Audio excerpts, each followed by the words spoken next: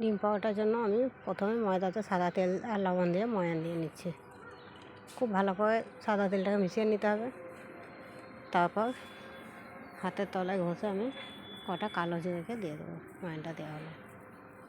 আর এদিকে আমি গ্যাসে পানি চাপিয়েছি। পানিটা ঈষৎ উষ্ণ হলেই, খুব গরম করা দরকার নেই, মানে একটু গরম হলেই নামিয়ে নিয়ে ওটাকে দিয়ে এটাকে মাখতে হবে। আমি ময়ানটা ততক্ষণ দিয়ে নিচ্ছি, পানিটা গরম হচ্ছে।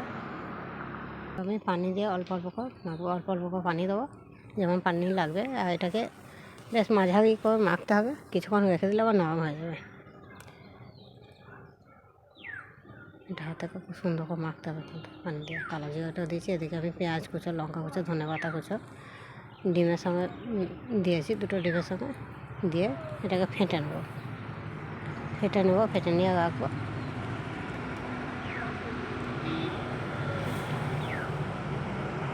এবার আমি একটা করে লেচি করবো পরোটার মতো। আগে প্রথম গোল করে বেলবো, গোল করে এটাকে বেলে মাঝখানে আমি ওই ডিম ফেটে রাখা ডিমটাকে দিয়ে দেবো। এদিকে আমি কড়াইয়ে চাপিয়ে দিয়েছি গ্যাসের চুলোর মধ্যে। দিয়েতে আমি ডিমটাকে দিয়ে ভাঁজ করে নেবো। চটপট ভাঁজ করতে হবে, নাহলে চলে আসবে, পিঠে বেলানো লেগে যাবে। এটাকে রুটিটাকে অনেকটা বড় করে বেলতে হবে কিন্তু, কারণ শুধুমাত্র ভাঁজ করার পর বেশি বেলা যাবে না,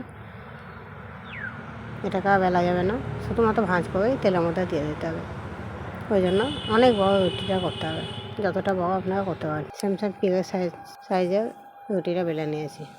পরোটার মতো ভাঁজ করেছি, মাঝখানে এটা দিয়ে ডিমটা দিয়ে ফেটে রাখা ডিমটা, ওটা আমি দেখাতে পারিনি কারণ আমি এক হাতে ক্যামেরা করেছি, এক হাতে সেই জন্য পারিনি। দেখুন এভাবে পরোটার মতো ভাঁজ করে খুব কম আঁচে ভেজে নিতে হবে এটাকে, কারণ ভেতরে নাহলে কাঁচা ডিম থেকে যাবে, সেই জন্য খুব কম আঁচে ভাজতে হবে। তাহলে এটা এই দেখুন সুন্দর ভাজা হয়েছে, এটা কত সুন্দর হয়েছে,